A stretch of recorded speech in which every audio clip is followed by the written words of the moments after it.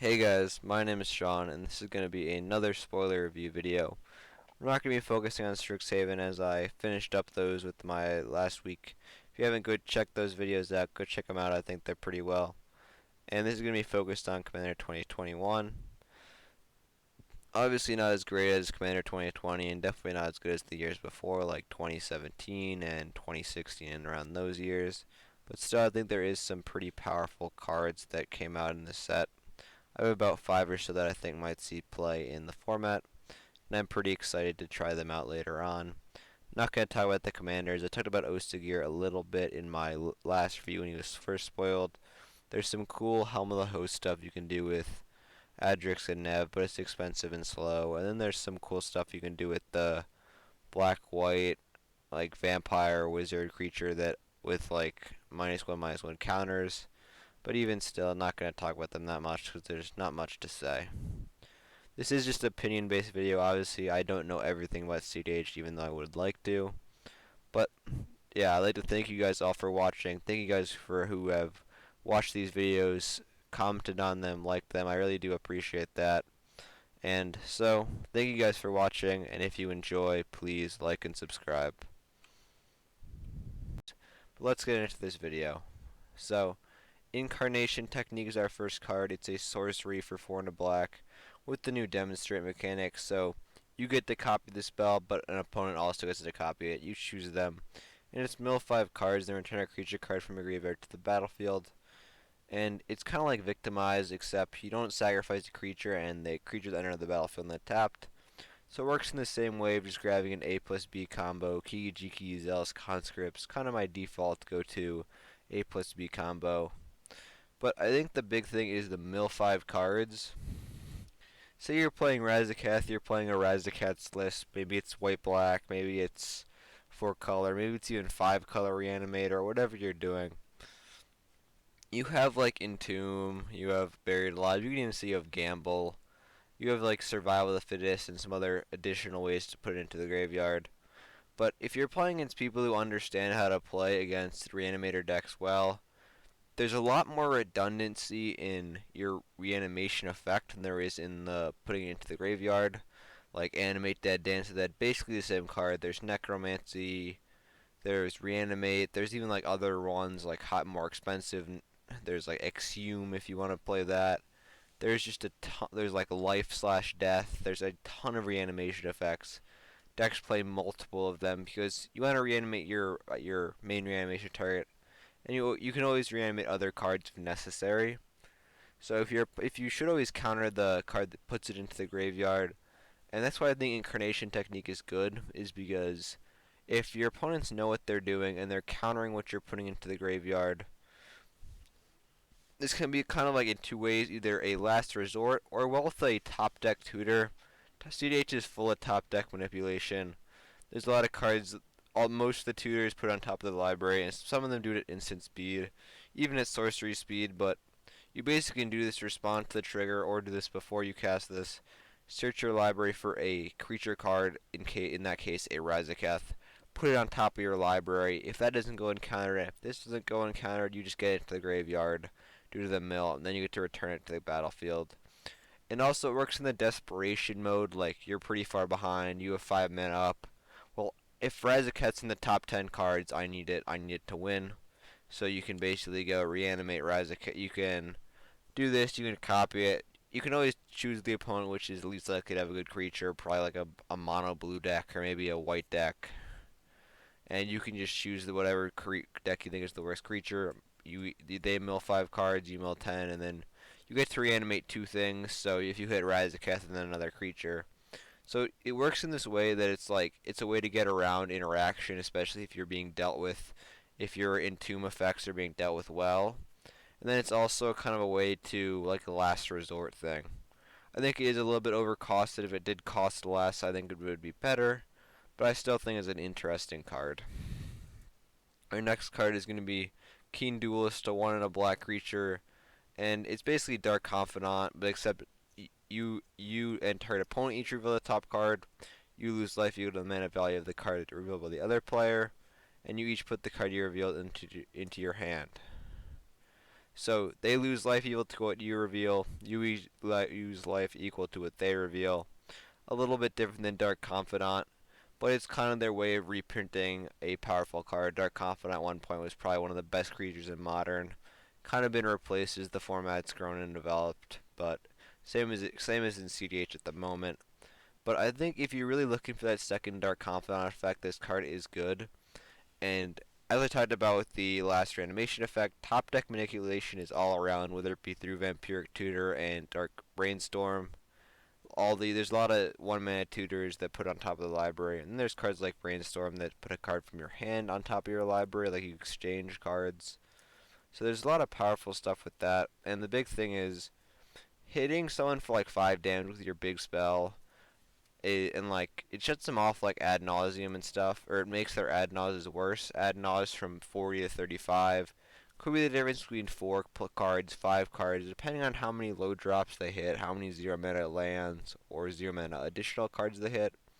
So it's always good to knock your opponents off their high life hills, especially if they're on black, especially if they're on these Turbo strategies, which I think is what this card might be good at. Just being able to target a single opponent and using top deck manipulation by responding to the trigger or doing it at sorcery speed another time, so you can hit the opponent that is most likely to cast one of these they pay life effects to gain value. It's also good against like cards like Spirit of the Labyrinth and Hull Breacher. Spirit of the Labyrinth's more of a stacks thief, and Hull Breacher is like the new best wheel thief right now. It's kind of replaced Notion Thief. And the big thing is these kind of stop draws. Each player can't draw more than 1 card a turn for Spirit of the Labyrinth, so if you're playing these effects like Hull Breacher and Spirit of the Labyrinth, Notion Thief, and other stuff, Smothering Tithe, and you want to get around drawing cards, like you're really facing this, like this is your meta, everyone's into it, and you're playing a mid-range deck. It's more of a mid-rangey meta. Keen Duelist and Dark Confidant might be pretty good considerations because you allow yourself to draw additional cards each turn without having to either give your opponent some value or just being all out stopped in these 2 cases. And I think it's really going to be good with decks that play Dig Through Time, and in the case of like a deck like that Yuriko, this Tiger Shadow, this deck already wants to be kind of playing big spells to hit your opponents. Like if you're in the Turbo Nos variant, obviously not going to be as good. But if you're in the kind of the classic Yuriko combat damage, like more mid-rangey strategy, Oracle Consult wins plus damaging your opponents to slow them from their Turbo strategies, this card is going to be, I think, potentially playable just because it works as a ninjutsu target, and it also allows you to target a specific opponent. So you can gain value off of it, have it deal combat damage, ninjutsu it back, and then also use it to ping opponents when you need to at like an additional time in a turn. Our next card is going to be Cursed Mirror. Basically the red Phantasmal Image, except doesn't stick around like Phantasmal Image does. But Phantasmal Image is played a lot in the Sans red deck as a way to copy Dockside Extortionist, which is basically taking the format and becoming the best creature. So the more Docksides you can have in a deck, basically the better. And if you can't have a Dockside in the deck, you could have a pseudo Dockside in the deck. And that's kind of what Cursed Mirror is. It's pseudo Dockside. Also, it's a pseudo like any creature because it does have haste, which is nice. So you could copy other creatures and use it as like a way to deal combat damage into your opponents or activate their activated abilities, whatever that may be. But it feels like a Twin Flame or a Heat Shimmer. More like Heat Shimmer because you can copy a creature. It does have the problem of not comboing with Dual Caster Mage, which is one of the reasons you play these cards. Like, they function as doublers for your powerful creatures, in most cases Dockside. But they also function as a win con with a 2-card combo. One of those nice A plus B combos. They either cost 5 or 6 mana. But Cursed Mirror does have the advantage of sticking around. You get to make it a copy of your Dockside. It is 3 mana, and then next turn it just becomes a mana rock that you can tap repeatedly. It is an overcosted mana rock, but I think it's interesting if you're in a deck that doesn't want to combo with Dual Caster Mage because whatever your deck's limitations are, it doesn't work well. It doesn't work well in the meta, and you want this doubler that sticks around. I think there could be some chance, especially in Sans blue decks. think the best option might be Corvold and other decks that really rely on Dockside as a main combo piece in their deck, as a main win con, whether generating infinite what treasures is their win con, or just Corvold just getting a bunch of treasures out and then basically drawing as many cards as you can and hopefully assembling a win from there. So I think it could be powerful in those types of decks, just as a way to add double your Dockside and double any creature on the battlefield, whatever that may be, if necessary. Our next card is going to be Dig Site Engineer, and it's a 2/3 dwarf that says whenever you cast an artifact spell, you may pay 2, and you just create a Urza construct token. And these construct tokens are really good because they get +1/+1 for each artifact you control. So they keep getting bigger and bigger on each of your turns. And if you're playing the right deck, like Artifact Prison, this card is going to be really good because that's exactly what you want to be doing. Playing an artifact each turn, especially a stacks artifact. And if you just keep creating more and more tokens, that just gets more and more powerful. Like say Winter Orb costs 2. In a lot of these prison decks, you play a lot of mana rock artifacts too. So 4 mana Winter Orb that also nets you a 2/2 creature, I think is pretty powerful. And then obviously it grows and it grows and it grows, and the more and more you get, the more and more they grow. And it's always nice to be able to beat face like Spear of Resistance again, another classic prison card. Slows your opponents down. Same with Aethersworn Candy. They're all like 2 mana. There's even 1 mana artifacts. There's 0 mana artifacts that you play that are just 2, that you basically pay 2 and get a 2/2. Which paying 2 for a 2/2 obviously isn't great in cEDH. But that 2/2 grows and grows, and you get another 2/2, it grows and grows. And you're able to beat face, and these decks want to slow your opponents down. Normally either win through a artifact based infinite combo, probably infinite mana of some sort, or through a hard lock and bashing face. As you can see, like Lavinia is a card that has omen a omen machine and a knowledge pool lock. And those decks play a lot of artifacts, and being able to bash with artifacts is always nice too, to pressure your opponents. Specifically the ad nausea plays, which I did talk about earlier with other cards. Also, you throw it in with Rule of Law. Obviously, if you're playing Rule of Law with artifacts, it just allows you to beat face even more, which is obviously what you want in Rule of Law decks. Osigir is a really good commander for this, and it is the deck that this card is coming out in, which is really nice because this card feels like perfect for Osigir. Osigir, you're going to be playing a lot of low mana artifacts that you want to be playing. You're going to be playing stacks. I have my own list. I already tossed Dig Site Engineer in right when I saw it because the deck plays hard locks, and if you have hard locks, they're normally artifact hard locks, and the more artifacts on the battlefield, the better, the more you can bash with this card. And it's just really nice to be able to bash with it. And then we have like Golos, stuff like Golos Prison. I already mentioned Lavinia Prison builds that are either trying to assemble just a bunch of artifact stacks on the battlefield or establish a hard lock. Because hard locks don't win you the game. Combat damage after the hard lock wins you the game. So you get Dig Site Engineer, you get a few constructs, and then you hard lock, and then from there, hopefully your constructs are big enough that you can beat face. And if you're playing a hard lock that doesn't stop you from casting spells, your constructs get bigger and bigger and allow you to attack for even more and more damage, which is obviously pretty nice. So yeah, so I think this is going to be good in a lot of prison builds. Okay, let's get into our final card. Here we have Monologue Attacks.